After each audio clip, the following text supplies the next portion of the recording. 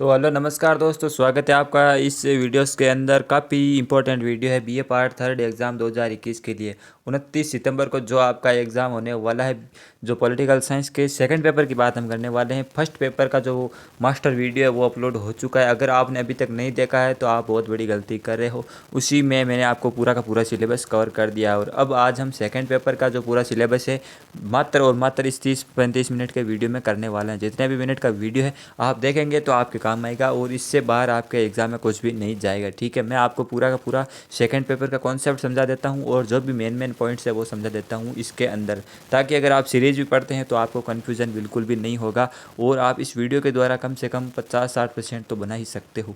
तो बिना किसी देरी के चलिए वीडियो शुरू करते हैं। और ये आप मुझे कमेंट में ज़रूर बताना कि मैं इसकी ये जो आपको ये लिखा हुआ मैं बता रहा हूँ ये आपको पीडीएफ चाहिए या नहीं चाहिए। ठीक है, अगर आप कहेंगे तो मैं पीडीएफ बना के अपलोड कर दूंगा टेलीग्राम चैनल पर, आप वहाँ से डाउनलोड कर सकते हैं। कुछ लोगों को ये समस्या आती है कि टेलीग्राम जो चैनल है वो मतलब ओपन नहीं होता, लिंक ओपन नहीं होती है। तो आपको फिक्र नहीं करनी, टेलीग्राम पर जाकर जो हमारे चैनल का नाम है वही आपको टेलीग्राम पर सर्च कर लेना है। ठीक है, तो हमारा ऑफिशियल चैनल आपको मिल जाएगा, तो वहाँ से भी आप इसको ज्वाइन कर सकते हैं। दो तरीके हैं। तो चलिए शुरू करते हैं।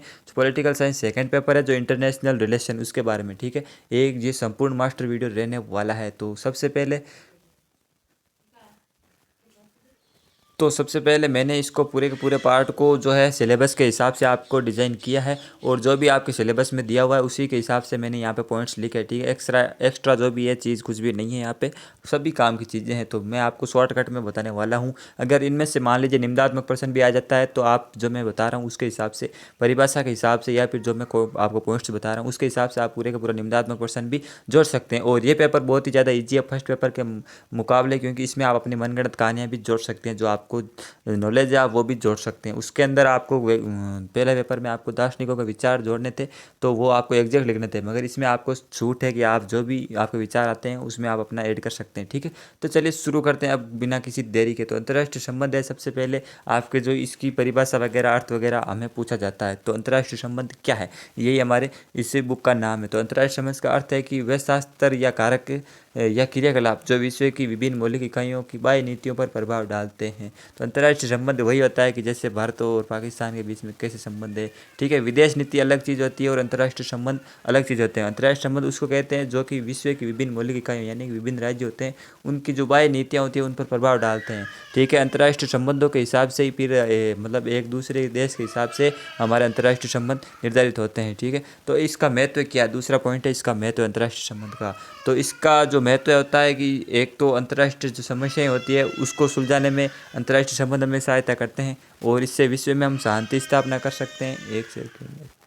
और इसके द्वारा हम अंतर्राष्ट्रीय शांति स्थापना कर सकते हैं। शांति की स्थापना के लिए हमें एक दूसरे देश की जो संबंध है उसको तो देखना पड़ता है। और उसके बाद विश्व सरकार की अवधारणा, यानी कि जो विश्व सरकार होती है मतलब अलग अलग देशों की सरकार है, उनको भी समझने के लिए हमें अंतर्राष्ट्रीय संबंध तो बनाने ही पड़ते हैं एक देश के साथ दूसरे देश के साथ। और दूसरी राष्ट्रों की विदेश नीति जो इसका अध्ययन करना होता है तो भी हमें अंतर्राष्ट्रीय संबंध का ही अध्ययन करना पड़ता है। ठीक है, ये अंतर्राष्ट्रीय संबंधों का महत्व है। डायरेक्ट प्रश्न पूछा जाता है कि अंतर्राष्ट्रीय संबंध का महत्व लिखिए, तो आपको ये सारे पॉइंट एक एक एडेड हेडिंग के हिसाब से इसको ऐड करना है। ठीक है, कॉपी कैसे लिखते हैं वो मैंने आपको अलग से वीडियो बना दिया है, उसको फॉलो जरूर कीजिएगा। फिर है अंतर्राष्ट्रीय संबंध से संबंधित दृष्टिकोण, ये भी इंपॉर्टेंट है। प्रश्न पूछा जाता है कि जो दृष्टिकोण है वो कितने प्रकार के हैं अंतर्राष्ट्रीय संबंध में। तो ये देखिए जितने भी मैंने पॉइंट लिखे हैं वो इतने प्रकार के हैं। तो एक तो यथार्थवादी दृष्टिकोण, एक आदर्शवादी, ऐतिहासिक, शक्ति संतुलन, निकाय परक दृष्टिकोण, खेल सिद्धांत, सौदेबाजी का सिद्धांत, नीति निर्धारण दृष्टिकोण और मार्क्सवादी दृष्टिकोण। अब इनमें से जो आपको मैं बता रहा हूँ वो चीज़ें आपको याद रखनी है। एक तो यथार्थवादी दृष्टिकोण, इसकी परिभाषा आपको याद रखनी है, आदर्शवादी, और एक शक्ति संतुलन, और एक होता है ये मार्क्सवादी दृष्टिकोण। ठीक है, तो यहाँ पे ये 3-4 जो दृष्टिकोण है इसको आपको ध्यान रखना है। बाकी तो ये ऐसे ही है फालतू, आप याद रखेंगे तो भी चलेगा, नहीं लगेगा तो भी चलेगा। ठीक है, तो सबसे पहले बात करते हैं यथार्थवादी दृष्टिकोण क्या है। तो यथार्थवादी दृष्टिकोण मतलब इस दृष्टिकोण के हिसाब से जो शक्ति है मतलब शस्त्र है और जो युद्ध है उसके हिसाब से इस दृष्टिकोण में मान्यता दी गई है, यानी कि मतलब युद्ध और शस्त्रों के हिसाब से इसमें मान्यता है। और आदर्शवादी दृष्टिकोण इसका उल्टा है यथार्थवाद का, कि मतलब विश्व में शस्त्र और युद्ध के द्वारा अंतर्राष्ट्रीय संबंध नहीं बनाने चाहिए और उसका जो लक्ष्य वो अंतर्राष्ट्रीय शांति और आदर्श चीज़ें, मतलब बढ़िया चीज़ें इसके अंदर शामिल है। और ऐतिहासिक तो मतलब इतिहास के माध्यम से अंतर्राष्ट्रीय संबंध को निर्धारित करना ऐतिहासिक दृष्टिकोण है। शक्ति संतुलन का मतलब आप समझते हैं कि ना किसी की शक्ति कम है ना ज़्यादा करेगा, बराबर है, जो जिसकी जितनी शक्ति है उसके बराबर ही रहेगी, ठीक है, ना उसकी कम ना उसकी कम, ठीक है, आप समझ गए होंगे शक्ति संतुलन का मतलब। फिर निकाय परक, ये कोई जरूरी नहीं है, आप अगर पॉइंट आए तो आप लिख लेना। खेल सिद्धांत, यानी कि खेल का सिद्धांत क्या होता है कि भाई हार या जीत होती है, तो उसी प्रकार मतलब इस दृष्टिकोण के हिसाब से जब दो देशों के बीच संबंध होते हैं तो वो अपने उद्देश्यों की पूर्ति के लिए संबंध बनाते हैं। सौदेबाजी का सिद्धांत भी कुछ ऐसा ही है कि एक दो जो अगर अंतर्राष्ट्रीय संबंध बनाते हैं तो उसके अंदर मतलब सौदेबाजी की तरह ही सिद्धांत कार्य करता है, यानी एक देश जो दूसरे देशों के साथ संबंध बनाने से मतलब समय उसके फायदे और नुकसान वगैरह देखता है तो उसको सौदेबाजी का सिद्धांत कहते हैं। फिर मार्क्सवादी दृष्टिकोण भी इंपॉर्टेंट है और इसमें भी सौदेबाजी से रिलेटेड ही मार्क्सवादी दृष्टिकोण है, ठीक है, लगभग आपको समानता ही इन परिभाषाओं की रखनी है। फिर देखते हैं अगला जो मेन पॉइंट है वो है राष्ट्रीय शक्ति, ठीक है, कि राष्ट्र शक्ति क्या है, और इनसे संबंधित अति लघुत्मक प्रश्न बहुत ज़्यादा बनते हैं, तो ये इन्हीं में से आपको ऐड करके उत्तर देना है। अति लघुत्मक अगर आ जाए तो ठीक है, इससे बाहर आपका कुछ भी नहीं जाने वाला है। तो राष्ट्र शक्ति क्या है? वह शक्ति जिसके बल पर कोई व्यक्ति या राष्ट्र दूसरे राष्ट्रों के कार्य, व्यवहारों, नीतियों पर प्रभाव तथा नियंत्रण की चेष्टा करता है, वह राष्ट्र की एक क्षमता है। तो राष्ट्र शक्ति का मतलब यह हो गया कि मतलब इस शक्ति के द्वारा, इस तत्व के द्वारा, एक इस बल के द्वारा कोई व्यक्ति या कोई राष्ट्र है तो दूसरे राष्ट्रों के कार्यों, व्यवहारों, नीतियों पर प्रभाव डालता है। तो राष्ट्र शक्ति, अभी मान लें कि हमारे भारत की राष्ट्र शक्ति बहुत ज़्यादा है, तो वो अपने आप इससे छोटे देश होंगे, जो बहुत ज़्यादा देश होंगे, वो भारत की राष्ट्र शक्ति को देखकर मतलब भारत के सामने झुकने लग जाएंगे और भारत की जो है मतलब अधीनता स्वीकार कर लेंगे, मतलब डरने लग जाएंगे, एक बात आप ये मान सकते हैं, ठीक है। और ये राष्ट्र की क्षमता है, ताकत है, ठीक है, राष्ट्र शक्ति। फिर आगे है राष्ट्र शक्ति के निर्धारक तत्व कौन से हैं, तो इसके निर्धारक तत्व ये निम्नलिखित जो इतने तत्व मैंने लिख रखे हैं वो निर्धारक तत्व हैं। जैसे भूगोल, भाई भूगोल भी राष्ट्रीय शक्ति का एक मतलब निर्धारक तत्व है। अगर भूगोल अच्छा होगा, प्रकृति अच्छी होगी तो शक्ति बहुत ज़्यादा होगी। अगर प्राकृतिक साधन भी किसी देश के अंदर, किसी राष्ट्र के अंदर ज़्यादा होंगे, मजबूत होंगे, अच्छे साधन होंगे, तो उसकी शक्ति ऑटोमेटिक ही अच्छी होगी। और जनसंख्या तो है ही, और तकनीक, जो आधुनिक तकनीक होती है उससे भी राष्ट्रीय शक्ति का निर्धारण होता है, ठीक है। ये चार तत्व हैं मूलतः। फिर इसकी सीमाएं, राष्ट्रीय शक्ति की सीमाएं कौन थी, तो इसकी कुछ सीमाएं हैं बहुत ज़्यादा। तो एक तो शक्ति संतुलन का सिद्धांत होता है जो राष्ट्रीय शक्ति की सीमा बांधता है। फिर सामूहिक सुरक्षा की भावना आ जाती है, और अंतर्राष्ट्रीय विवादों का शांतिपूर्ण समाधान भी हमें करना होता है, तो ये सब सीमाएं हैं। फिर अंतर्राष्ट्रीय कानून जो हर देश पर लागू होते हैं, तो वो भी राष्ट्रीय शक्ति में मतलब उसकी सीमा है। विश्व की सरकार, ये भी एक सीमा है। निशस्त्रीकरण जो होता है वो भी एक सीमा है। नैतिकता और विश्व जनमत, ठीक है, ये इसकी कुछ सीमाएं राष्ट्रीय शक्ति की।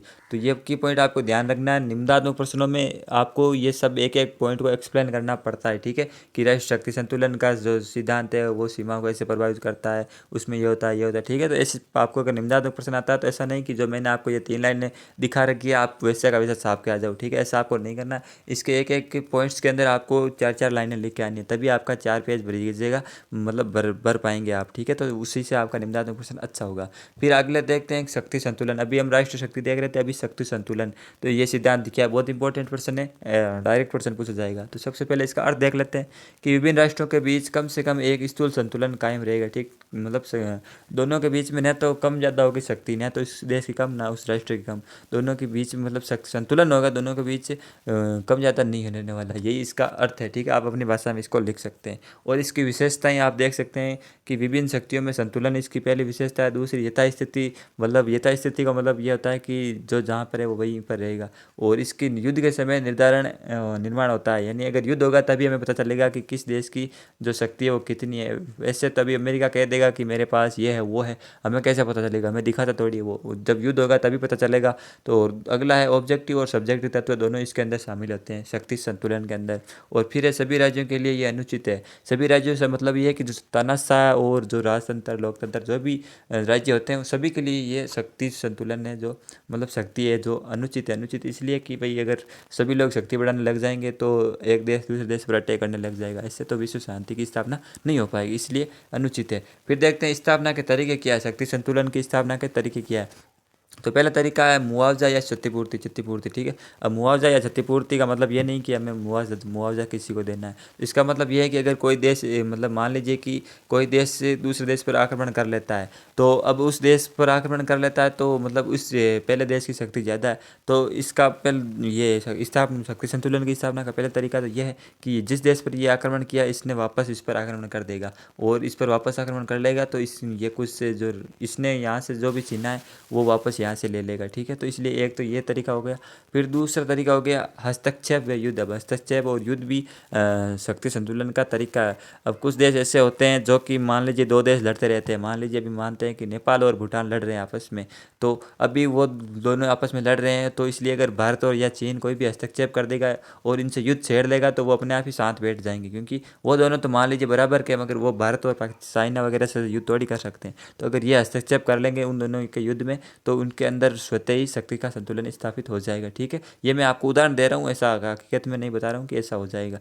तो फिर अगला है मध्यवर्ती राज्य। मध्यवर्ती राज्य का मतलब वही हो गया मध्यस्थता, जैसे कि कश्मीर से अभी पिछले साल 317 हटाई थी 2 साल पहले, तो अमेरिका ने क्या कहा था कि मैं भारत और पाकिस्तान के बीच में मध्यस्थता करने वाला हूँ, यानी मध्यवर्ती राज्य की भूमिका निभाने वाला हूँ। तो ठीक वैसे ही मध्यवर्ती राज्य भी इसकी स्थापना का एक तरीका है। और दूसरा है शस्त्रीकरण और निशस्त्रीकरण। अब शस्त्रीकरण और निशस्त्रीकरण का मतलब आप समझते होंगे कि निशस्त्रीकरण का मतलब है कि हमें आधुनिक जो हथियार है, नई नई हथियार है, उनको नहीं बनाना है और कम से कम हथियार रखने हैं। और शस्त्रीकरण का मतलब तो हथियारों की होड़ है, हथियार रखो, भर भर के हथियार रखो, ठीक है। तो ये भी स्थापना का एक तरीका। फिर है विभाजन व शासन। अब मान लीजिए कोई एक ही देश के अंदर मान लीजिए कि शांति स्थापित नहीं है, लड़ रहे हैं, और मान लीजिए यहाँ पे एक देश के अंदर दो राज्य हैं, ए और बी, ठीक है, ए और बी है।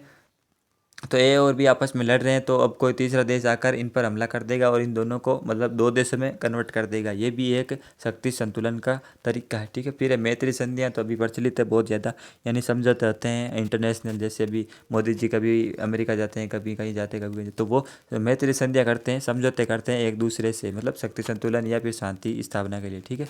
तो ये भी इसका एक तरीका है। फिर आगे देखते हैं कि शीत युद्ध बहुत ही ज़्यादा इंपॉर्टेंट चीज़ है। शीत युद्ध क्या है, शीत युद्ध के कारण, शीत युद्ध के प्रभाव, शीत युद्ध क्यों पनपा, शीत युद्ध की समाप्ति क्या है, ऐसे प्रश्न अलग अलग टाइप में पूछे जाते हैं, लघुतरात्मक, अति लघुतरात्मक या फिर निम्नात्मक। तो सबसे पहले इसका अर्थ तो आप शीत युद्ध का मतलब ये होता है कि यूएसए जो अमेरिका देश है और यूएसएसआर जो पहले सोवियत संघ हुआ करता था, अभी जो रूस है अभी तो वो टूट चुका है। तो पहले जो सोवियत संघ और जो अमेरिका है उसके बीच में मतलब ऐसा युद्ध हुआ द्वितीय विश्व युद्ध के बाद। अब ये वो युद्ध तो नहीं था, मगर एक ऐसा मानसिक या फिर आप कह सकते हैं दिमागी एक ऐसा युद्ध था जिसने कि पूरी की पूरी दुनिया को हिला कर रख दिया और पूरी दुनिया को तबाह कर दिया।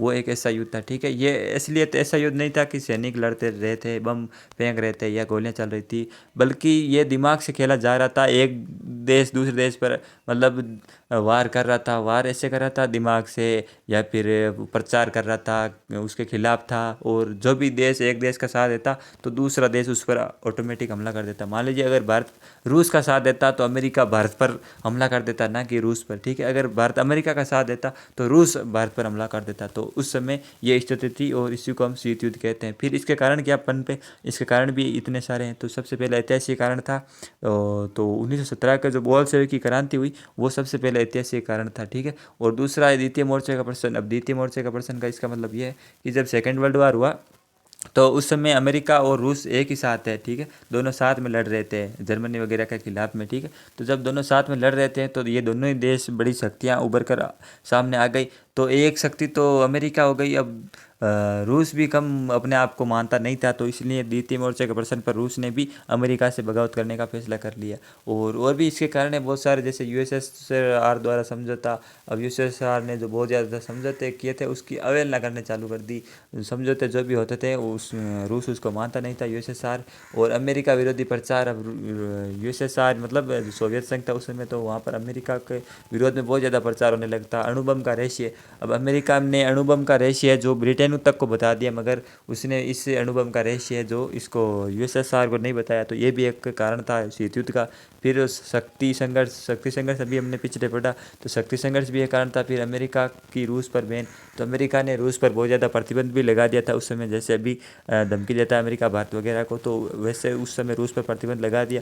तो ये शीत युद्ध के कारण हो गए थे, ठीक है, इसलिए विश्व दो गुटों में विभाजित हो गया।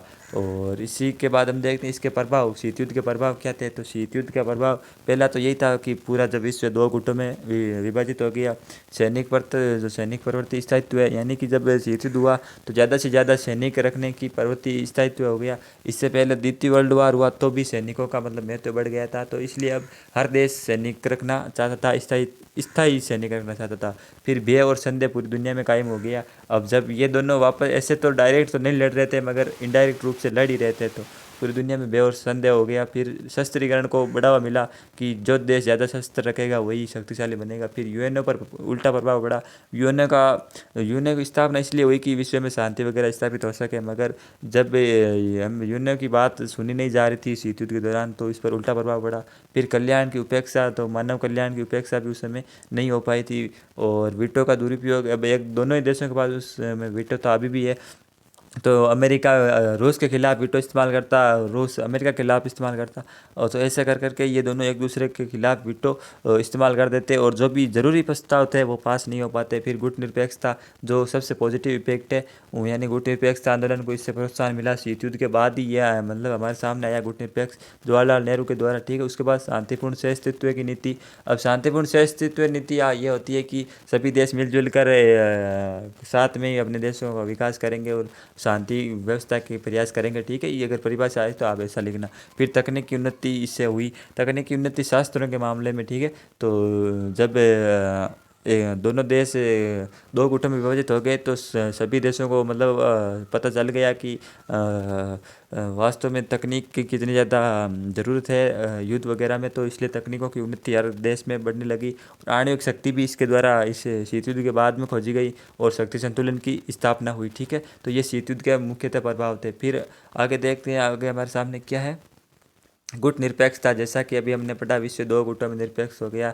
गुट निरपेक्ष का सबसे पहले हम अर्थ देखते हैं, तो किसी भी गुट में शामिल ना होना और मध्यस्थता रखना। अब गुट निरपेक्षता अर्थ मतलब कुछ लोग कहते हैं कि तीसरी दुनिया, ठीक है, ना तो रूस के पास जाएंगे, ना रूस नहीं सोवियत संघ, ना अमेरिका के पास जाना, एक तो ये इसकी परिभाषा है। और इसके अलावा अपना खुद का एक गुट बना लेना, उसको गुट निरपेक्षता कहते हैं। और इसका उद्देश्य ये था कि हमें तीसरी दुनिया नहीं बनानी, हमें तीसरा गुट नहीं बनाना है, बल्कि हमें इन दोनों गुटों को आपसी समझौता करवाना, इनके मध्यस्थता करनी है, ठीक है। ये भारत का उद्देश्य था। और इसका निर्माण भारत के तत्कालीन जो प्रधानमंत्री जवाहरलाल नेहरू थे, तो उन्होंने गुट निरपेक्षता आंदोलन को बहुत ज़्यादा प्रोत्साहन दिया। फिर उपलब्धि इसकी बहुत ज़्यादा दोनों गुटों के बीच, दोनों गुटों द्वारा मान्यता इसको मिल गई थी गुट निरपेक्षता आंदोलन को।